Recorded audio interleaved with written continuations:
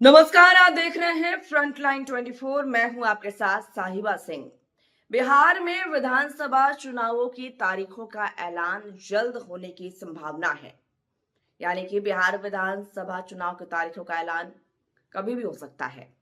बिहार में मतदाता सूची के विशेष सघन पुनरीक्षण यानी कि एसआईआर का काम लगभग पूरा होने के करीब है।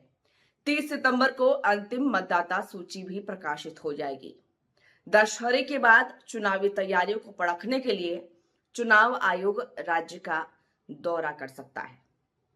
जो संकेत मिल रहे हैं उनमें इस बार बिहार विधानसभा का चुनाव 2 चरणों में कराया जा सकता है, जो 2 से 10 नवंबर के बीच, और परिणाम भी 15 नवंबर से पहले घोषित हो सकते हैं।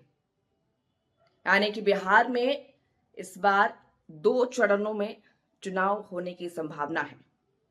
बिहार विधानसभा का कार्यकाल 22 नवंबर तक ही है। यही वजह है कि चुनाव आयोग ने अपनी तैयारियों को तेज कर दिया है।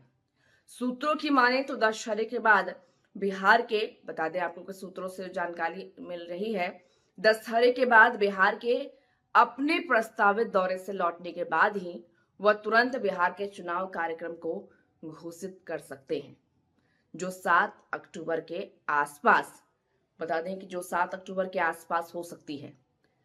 वैसे भी अगले महीने दशहरा, दिवाली और छठ जैसे प्रमुख त्योहार को देखते हुए आयोग ने चुनाव की तारीख को नवंबर में रखने का सोचा है। बता दें कि नवंबर में रखने की योजना बनाई है। इसमें अधिक समय न मिलने के चलते इसे 2 चरणों में संपन्न कराने का, बता दें कि अधिक समय ना मिलने के चलते इसे 2 से 3 चरणों में चुनाव संपन्न कराने का जो कार्य है वो किया जाएगा। अक्टूबर महीने में दशहरा, दिवाली और छठ जैसे प्रमुख त्योहार को देखते हुए आयोग ने चुनाव की तारीख को नवंबर में रखने की योजना बनाई है। इसमें अधिक समय न मिलने के चलते इसे 3 से 4 चरणों की जगह सिर्फ 2 चरणों में ही कराने की तैयारी है। बता दें आपको कि हालांकि चुनाव आयोग की आधिकारिक घोषणा के बाद ही इसे लेकर जो तस्वीर है वो साफ हो पाएगी। चुनाव आयोग की आधिकारिक घोषणा के बाद ही ये साफ हो पाएगा कि चुनाव आयोग 2 चरणों में बिहार विधानसभा चुनाव कराएगी।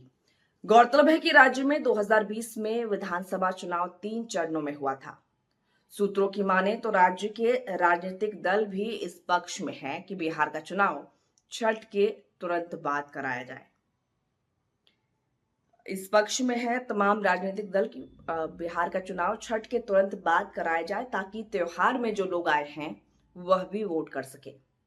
त्योहार के बाद यदि चुनाव में ज्यादा समय अंतराल किया गया तो जो लोग छुट्टियां मनाने छठ में आए हैं, छठ पर्व को मनाने आए हैं, वो लोग वापस लौट जाएंगे और वोट नहीं कर पाएंगे।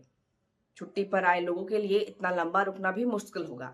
ऐसे में वापस गए लोगों के लिए मतदान के लिए तुरंत फिर वापस आना कठिन होगा। सूत्रों की माने तो आयोग इस पहलू को भी ध्यान में रखकर चुनाव की तारीखों का ऐलान कर सकती है। वहीं पर बता दें आपको कि आयोग इस पहलू को भी ध्यान में रखकर चुनाव की तारीखों का अंतिम रूप देने में जुटा है। एसआईआर के दौरान बिहार की मतदाता सूची से जिस तरह से मृत, अस्थायी रूप से विस्थापित और 2 जगहों से नाम दर्ज कराने वाले मतदाताओं को बाहर का रास्ता दिखाया गया है, और उसका असर बिहार विधानसभा चुनाव पर पड़ेगा।